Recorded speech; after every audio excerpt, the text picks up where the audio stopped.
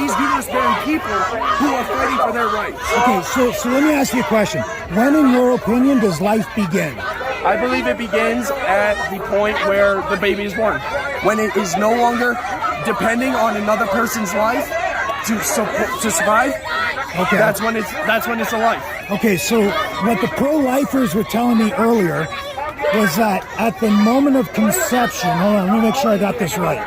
At the moment of conception, you have 23 chromosomes combined with 23 chromosomes to make 46 chromosomes. Scientifically, they've identified hair color, eye color, how tall they're going to be, how long they're going to live naturally. They've essentially, in their opinion, identified a real human being. Right. That makes sense to me. So when you look at ingredients, you have all these ingredients laid out to a cake. A cake, you say? You look at that and say, that's a cake. He did. He said cake. That's not a cake. It has potential to be a cake. Right. Okay. And that's a good argument. But would you agree that human beings evolve nonstop? Everything evolves. So would you agree that it's a process? Let's make it clear. It's a process it has to go to get to that potential of being a human being. Like there's a process, like I said, to making a cake. You buy the shit, you bring it home, you put it together. It has to go through that evolutionary process to make the cake. He's all about cake. It's like to make a human. Okay, so if you have, what's it called, a zygote at the beginning when it's first conceived? So would you agree that it's a human zygote?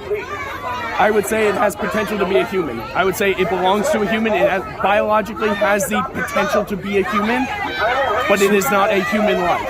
So what do you say to scientists that, according to them, say 46 chromosomes identifies a real human being? What do you say to me saying eggs, flour, all that shit makes a cake?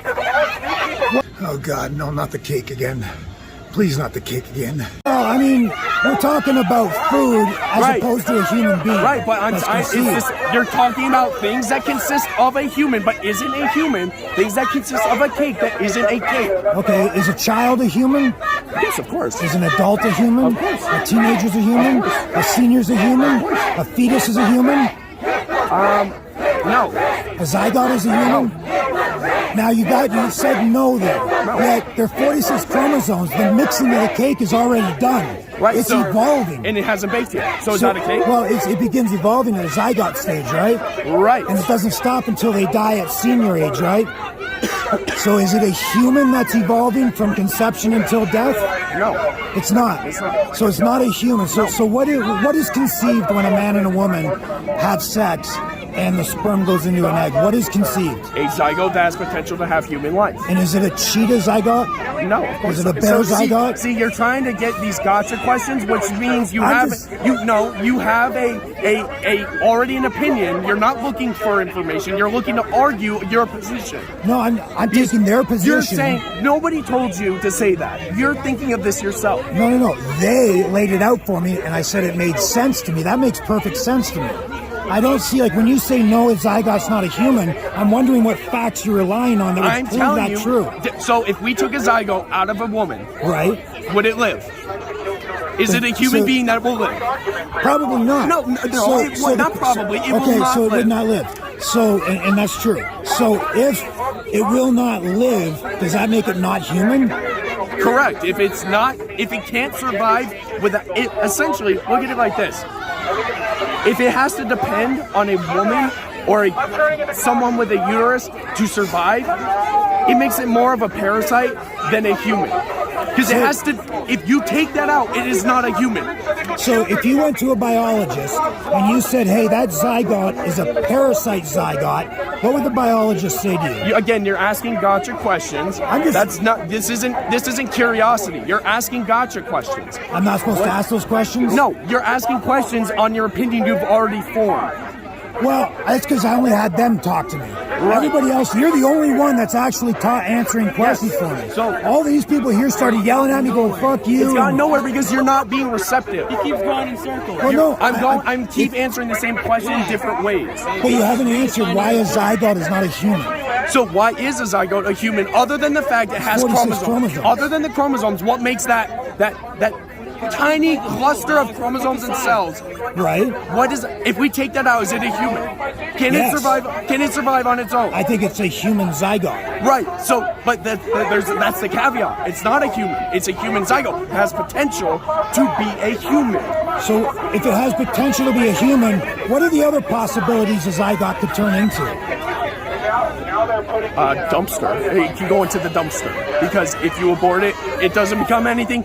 Just like if someone goes to law school, drops out, they're not a lawyer, right? But they dropped out.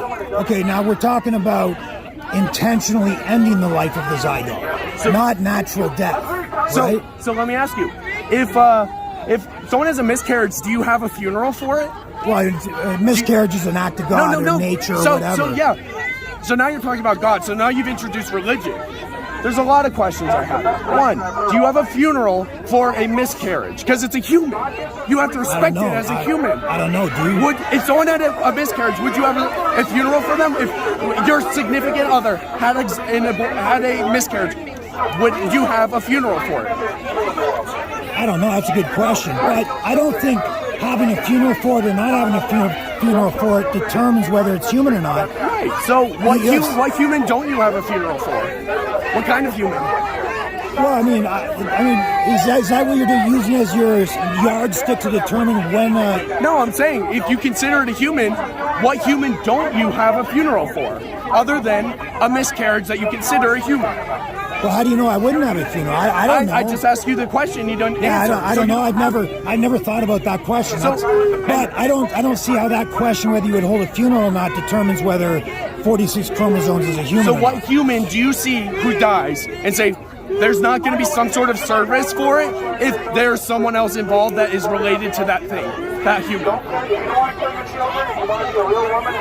I mean, we could debate that whether we're going to have a funeral for it or not. Well, why would you debate it if you don't have an opinion on it? Well, no, because I don't. I really don't. I never even thought about that question before, but I don't see how that question determines whether something is a human or not. So if someone has a miscarriage, do we cremate it? What do we do with it?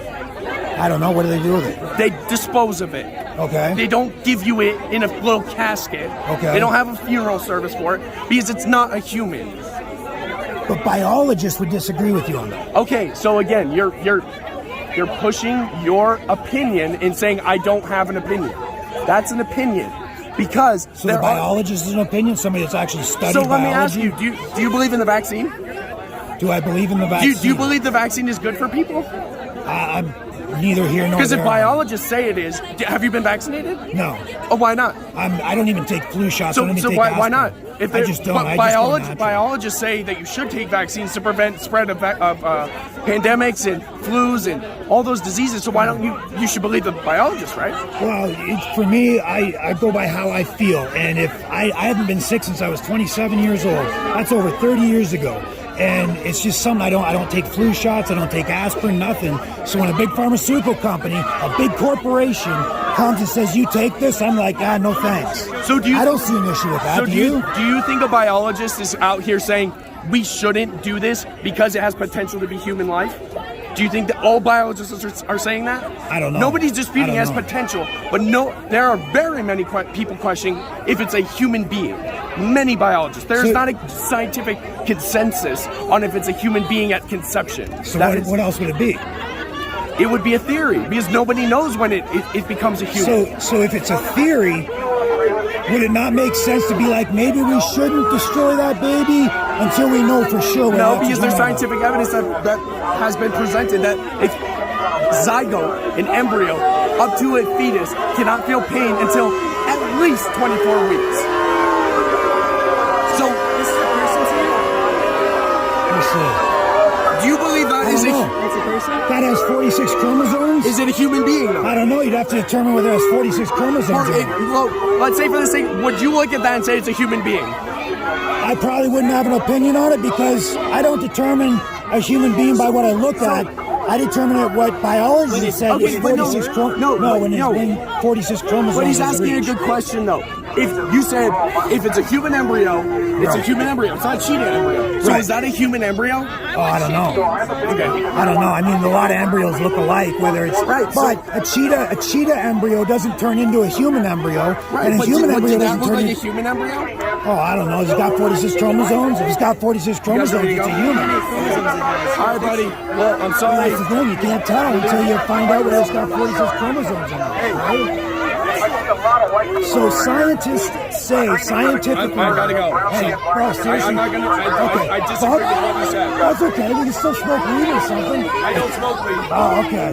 Well, hey, honestly, thank you for going with me, bro. I appreciate it. Just keep your mind open. Oh, it is. It is. I'm just asking. It's just these guys here when I went over there and asked them questions. I'm going.